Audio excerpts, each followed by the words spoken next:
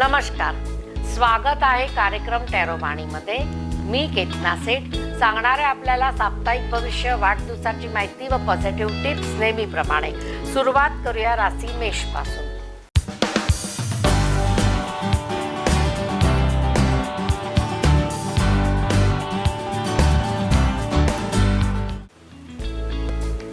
मेष राशीला प्रवास करायची वेळ आलेली आहे आणि प्रवासातून काही ना काही फायदा होताना दिसत आहे। फूल नाही फुलाची पाकळी मोठी मिळत आहे। कामामध्ये यश, संघर्षाला यश किंवा काही मैत्रिणीकडनं तुम्हाला एखादी अशी ऑफर येणार आहे की ज्याच्यामधनं तुमचं जजमेंट बरोबर बसेल की वय आणि आपलं जे काय मंथ आहे ज्याच्यामध्ये इन्कम पाहिजे ते बरोबर मिळताना दिसत आहे। मग हे यंग मुलींना लागू असं पडते की तुम्ही एक्स्ट्रा इन्कमसाठी जर एक्स्ट्रा वर्क करत असाल तर आता फायद्याची वेळ आलेली आहे। मेहनत तुमची वाढवा, फायदा नक्की होणार आहे। वृषभ राशी।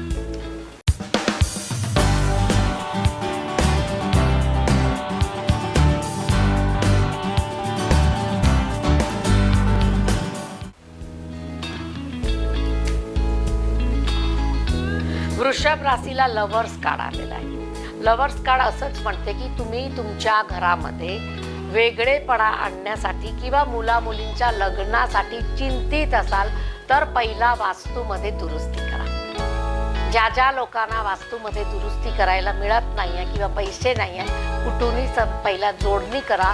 त्यांची रूम, त्यांची झोपण्याची दिशा, त्यांचे कपडे, त्यांची व्यवस्था हे जर चांगली असेल तर पॉझिटिव्ह एनर्जी आणि लक्ष्मी घरात येणार। नुसतं सून आणायची म्हणजे एक स्त्री आणायची नसते, त्याच्यासाठी एक एन्व्हायरमेंट तयार करायचं असते की ती आल्यानंतर तिचं मन रमेल। मग ती परिस्थिती तुमच्या घरात असेल तर हॅप्पी हाऊस कार्ड असंच म्हणते की मांगलिकता येणार आहे। लव्हर्स कार्ड आहे, फ्रेंड सर्कल मोठं होताना दिसत आहे। म्हणजे वृषभ राशीच्या लोकांनी फ्रेंड सर्कलवरती थोडं मर्यादा लावा, कारण वेळ वाया जातो। मिथुन राशी।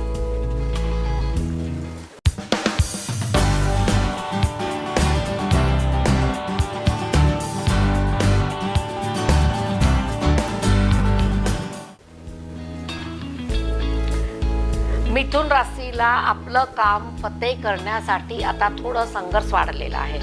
Queen of cups, judgement card आणि चॅरियट कार्ड असे म्हणतात की तुम्ही तुमच्या स्वतःवरती विश्वास ठेवला आहे, बरोबर आहे, पॉझिटिव्ह आहे, बरोबर आहे। पण एखाद्या क्वीनचा किंवा जजमेंटल असा व्यक्तीची मदत घ्या की जे त्यांच्या फील्डमध्ये महारथी आहे। मग डॉक्टर आहे, इंजिनियर आहे, काही वकील लोक आहे, काही यूट्यूबर आहे ज्यांना आपल्या फील्डमध्ये महारत हासिल झालेली आहे, तर त्यांच्याकडनं नॉलेज घेण्यामध्ये संकोच करू नका।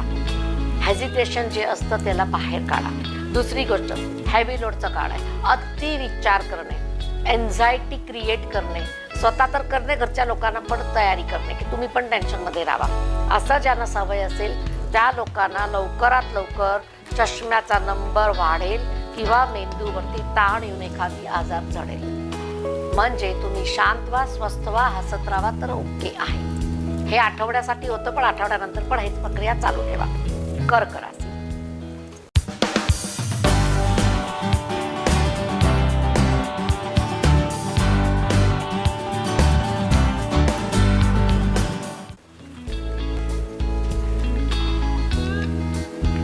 कर्क राशीला वेंड्स कार्ड असे म्हणतात की तुमच्या घराची स्थिती आणि परिस्थिती जर बदलायची असेल तर तुम्हाला तुमच्या घरावरती फोकस करायचा आहे। स्त्रीनी, पुरुषांनी, मुलांनी, जबाबदार व्यक्तींनी घरामध्ये काय कमीपणा आहे, कुठे काय चुकलेलं आहे, दुरुस्त करायचं आहे। हे बघा, हातोडा घेऊन बसलेला माणूस आहे।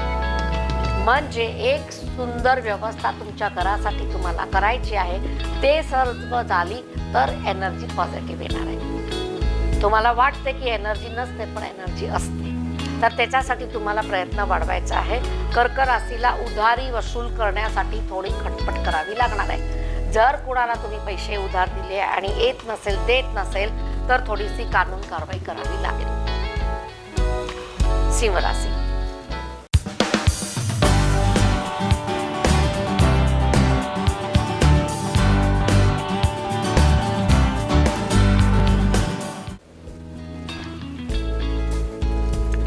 सिंह राशीला डेव्हिल कार्ड आलेला आहे।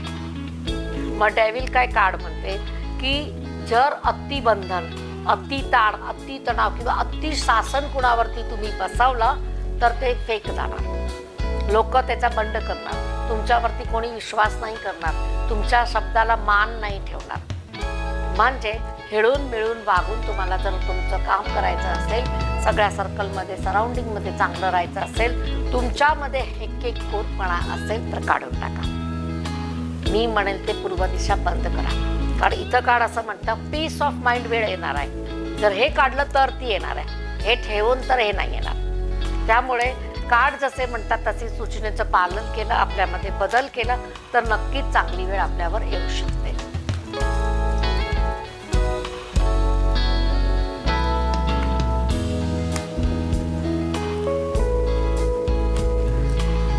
कन्या राशी.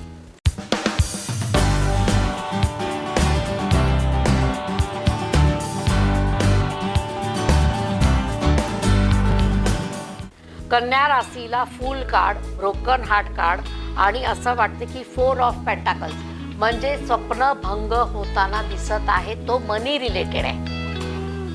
जिथे जिथे मनीची अपेक्षा तुम्ही करत आहे तिथे मनी रिलेटेड तुम्हाला नुकसान होताना दिसत आहे. काही लोकांना असं दाखवते की तुम्ही तुमच्या घरामध्ये वास्तूमध्ये दुरुस्ती करत नसाल आणि वर्षानुवर्ष काही वस्तूला हलवलं नसेल तर त्यांना थोडंसं मोमेंट द्या, तर ते पण तुम्हाला फरक नक्की पडेल. दुसरी गोष्ट, अतिविश्वास कोणावर केला असेल तर कन्या राशीच्या लोकांना या आठवड्यामध्ये अतिविश्वास करणाऱ्या व्यक्तीकडनं धोका मिळेल.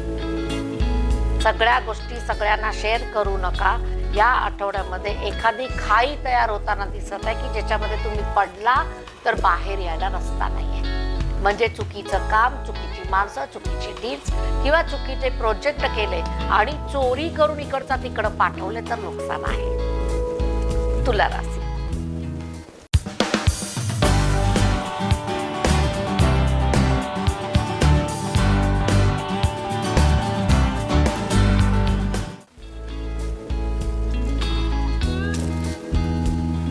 तुला राशीला बघा हँगमॅन कार्ड आहे. हँगमॅन कार्ड असं म्हणतो की परिस्थिती विकट झालेली आहे, थोडंसं तुम्हाला त्याच्यावरती मात करायची आहे. मग हँगमॅनच्या बरोबर कुठलं एक कार्ड आहे ते आपण बघूया. ते पण टीयर्स आणि फ्रस्ट्रेशन. म्हणजे तुमची हिंमत थोडी कमी पडत आहे. हिम्मत मर्दा तो मदत खुदा. तर तुम्हाला तुमची हिंमत वाढवायची आहे, स्थिरतेकडे कल द्यायचा आहे. जिथं चुकलंय तिथं दुरुस्ती तुम्ही स्वतः करायची आहे. मग पेपर दिलं असेल, एक्झाम दिलं असेल, मार्क्स कमी पडले असेल, रिचेकिंगला दिलं असेल, परंतु पहिला तर स्वतःची चूक कुठं झाली हे सुद्धा. स्वतःच्या वरती विश्वास कमी झालेला दिसत आहे या काळामध्ये. म्हणजे तुम्हाला तुळ राशीच्या लोकांनी एवढा विश्वास कुणावर केला असेल तर स्वतःचा विश्वासच कुणी काढून घेतलाय असं दिसत आहे. म्हणजे या आठवड्यामध्ये कॉन्फिडन्स वाढवणाऱ्या घटना, मेडिटेशन, स्पीकर्सला काही ऐका, मोटिवेशन्सला काही ऐका तर तुम्हाला फरक नक्की पडेल. वृश्चिक राशी.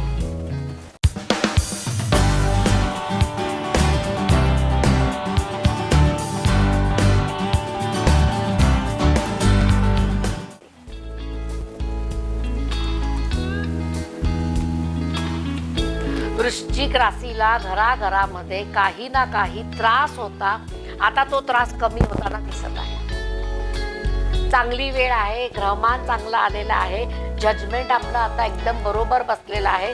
कुणाबरोबर आता शत्रुता ठेवायची वेळ नाही आहे. तुमचं काम राजकारण, समाजकारण किंवा जॉबच्या ठिकाणी तुम्ही मित्रमैत्रिणी वर्तुळमध्ये जर व्यवस्थित वागला, ईर्ष्या सोडून दिली तर वृश्चिक राशीला कार्डमध्ये क्वीन ऑफ वॉन्ड्स आहे. प्रमोशन, बढती किंवा अचानक मोठं होण्याचा योग येणार आहे. जे लोक कमिशन बेसवर काम करतात त्यांना एक चांगली संधी नक्की मिळेल. धनु राशी.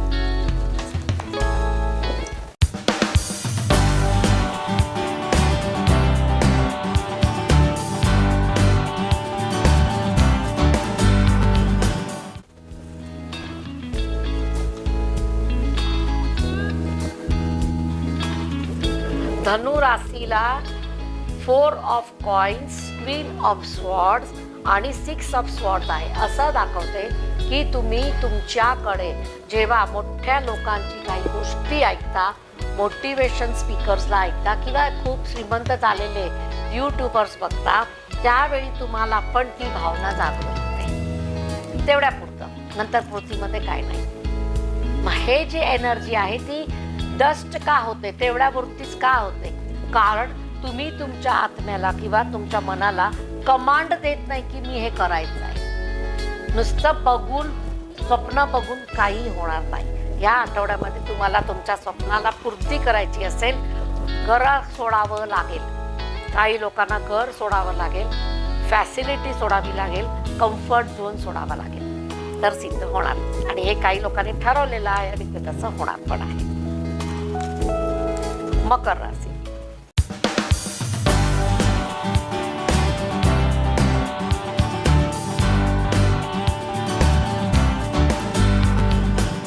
मकर राशी.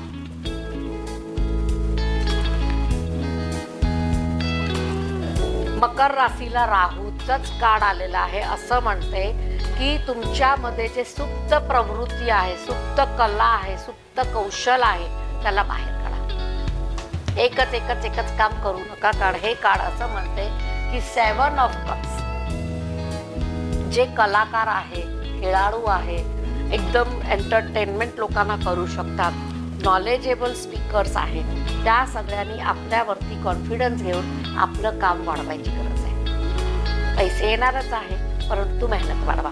या आठवड्यामध्ये काही लोकांना लोन मिळताना दिसत आहे, हे पण चांगली गोष्ट आहे. तुम्ही जर अप्लाय केला असेल आणि लोन मिळत नव्हती तर आता मिळायची तयारी आहे. पुढची कामे मार्गी लागतील.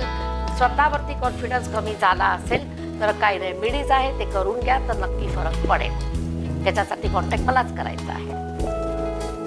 कुंभ राशी.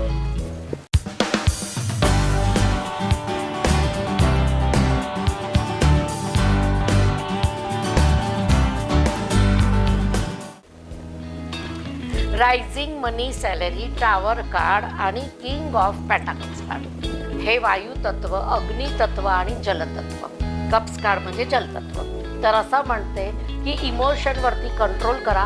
कुणावरती खर्च करायचं, कुणावरती नाही करायचं, त्याचा विचार लवकर करा. काही लोक असतात अति मदत करतात, अति नावलौकिक होण्यासाठी कुठे पण जाऊन काय पण मदत करून येतात आणि ते लोक त्यांच्या पाठीत वार करतात. म्हणजे तुम्हाला कोणी समजून घेत नाही, पण तुम्ही लोकांना समजून जाऊन मदत करतात. एवढी पण मदत करू नका जिथं कदर नाहीये. कदर आहे तिथं नक्की करा. दुसरी गोष्ट, 8 ऑफ वँड्स देवाचं कार्ड आहे. देवभक्ती, विश्वास, प्रार्थना, काही मेडिटेशन करणे, हे सगळं तुम्हाला या आठवड्यापासून चालू करायचं आहे. ह्याच्यामध्ये तुमचे चक्र बॅलन्सिंग होणार. चक्रामधनं डर्ट निघेल तर प्रगती नक्की होणार. मीन राशी.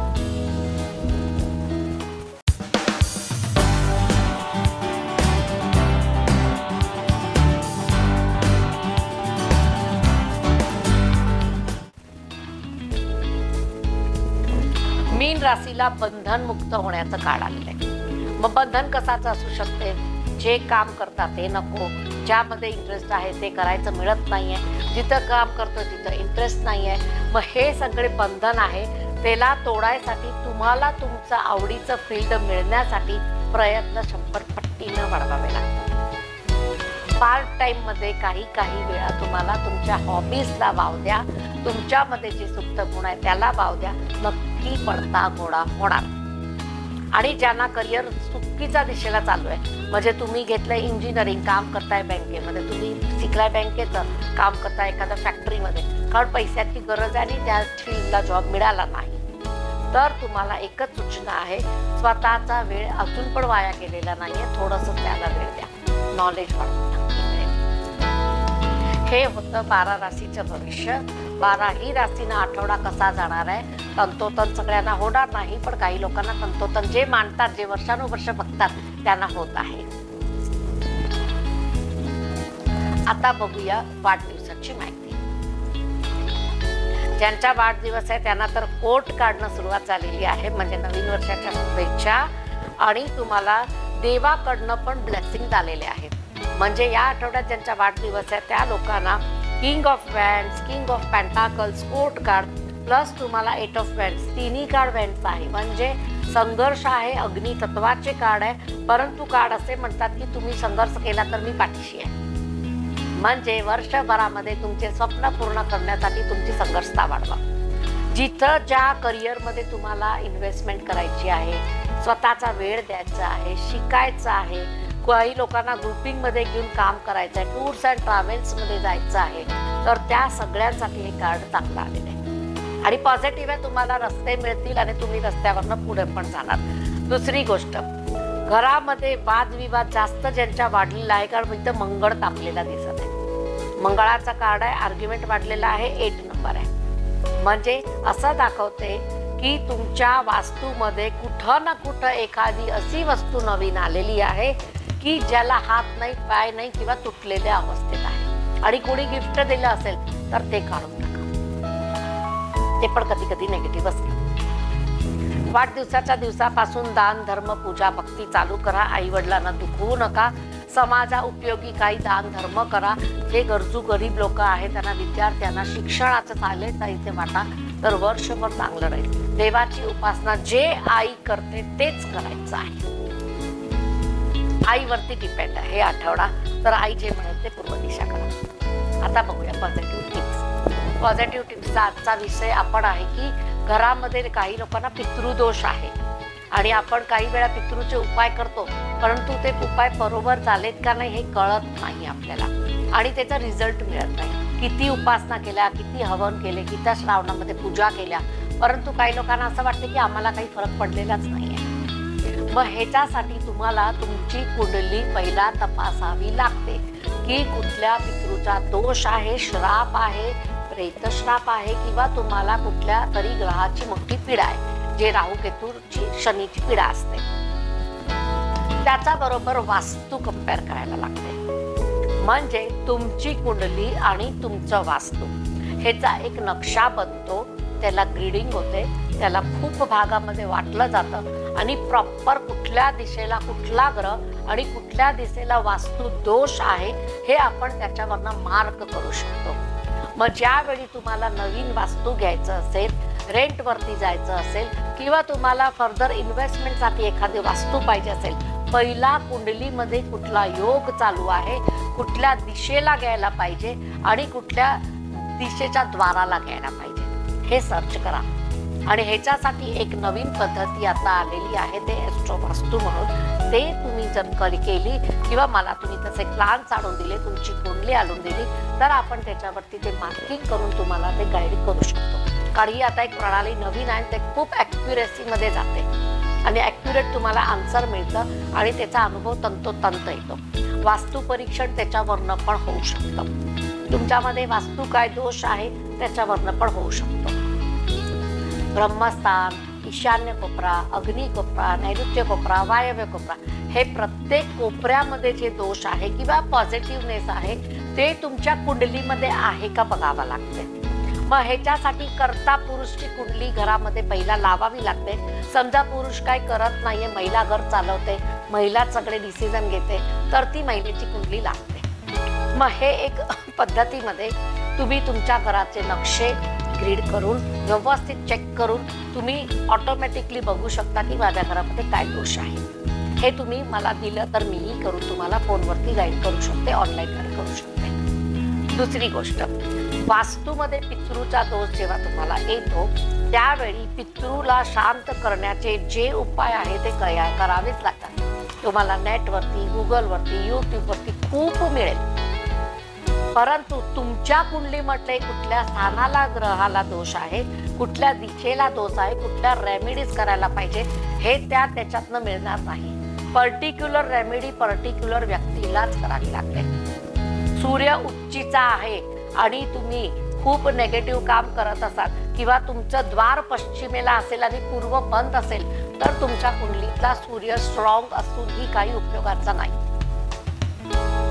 कारण अस्त दिशेला जर सूर्य तुमच्या सप्तम स्थानात असेल, पूर्वेकडची दिशा बंद असेल तर तुमचा उच्चीचा सूर्य काही उपयोगाचा नाही, सीमेचा सूर्य काही उपयोगाचा नाही. मग त्याला इन्हॅन्स कसं करायचं, कुठली रेमेडी करायची, हे सगळं वास्तूमध्ये करावं लागतं.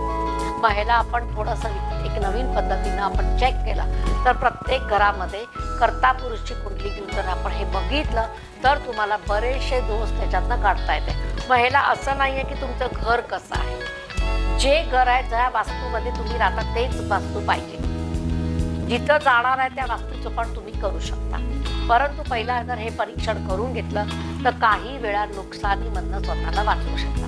तसे बरेचसे आपण प्रयोग केलेले आहे, अनुभव घेतलेले आहे आणि काही लोकांना गायडन केलेलं आहे. तर हे एक नवीन पद्धती आहे. जर तुम्हाला तसं परीक्षण करून घ्यायचं असेल तर तुम्ही मला कॉन्टॅक्ट करा. ॲस्ट्रो वास्तू ह्याच्या माध्यमातून मी तुम्हाला खूप गाईड करू शकते. कुंडली बरोबर तुमचं वास्तू कसं असेल, कुठल्या दिशेत काय दोष आहे, त्याची उपाययोजना काय करावी लागेल आणि त्याला कुठल्या रेमेडीज कराव्या लागेल हे मी तुम्हाला सांगू शकते. पहिला दोष तर माहीत पडायला पाहिजे, उपाय नंतर आहे.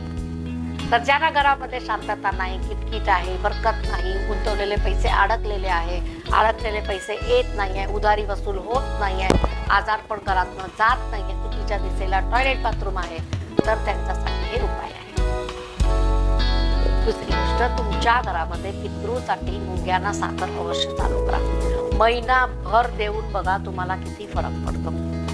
काळे तीळ, पांढरे तीळ, साखर, बदामाचा बुक्का, चावल का आटा, 7 धान्याचा आटा सगळं मिक्स करून एका डब्यामध्ये भरून तुम्ही ते द्यायला सुरुवात करा. ज्यांना ज्यांना शनीची 7.5 आहे, राहूची पीडा आहे, राहूची महादशा आहे, अंतर्दशा आहे किंवा तुम्हाला मंगळाचा दोष आहे, लग्न होत नाहीये, तर त्या लोकांनी स्वतः करायला पाहिजे, तर याचा फरक पडतो.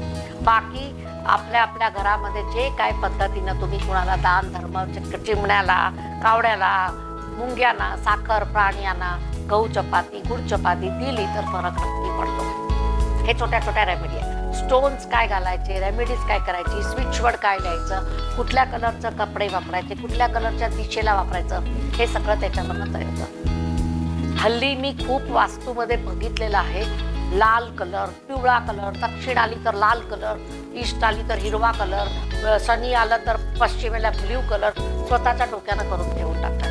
परंतु अख्खं घरचं वास्तू इनबॅलन्स होतं. जेवढे जास्त कलर घरामध्ये वापरणार इतकी तीव्रता त्या घराची लोकांना निगेटिव्ह इफेक्ट देणार. सौम्य colour, light colour, cream colour, light yellow colour, light पिस्ता कलर हे वास्तूला असायला पाहिजे. ज्यांनी आपले घर फडक करून ठेवलेत ना त्यांना सूचना आहे, बघा तुमच्या घरामध्ये किती लोक तापट आहे, आजारी आहे, कुठल्या कलरची रेमेडी जास्त आलेली आहे. प्रतीक्षा करा केतना सेटची कार्यक्रम टॅरोवाणीमध्ये. कार्यक्रम कसा वाटतो यूट्यूबला लाईक, शेअर, कमेंट करा. आणि तुम्हाला काय समस्याचं समाधान पाहिजे असेल, वास्तूवरनं कुंडलीवरनं वास्तू चेक करून घ्यायचं असेल, तुम्ही मला पर्सनल कॉन्टॅक्ट करा, मी तुम्हाला मार्गदर्शन करेन.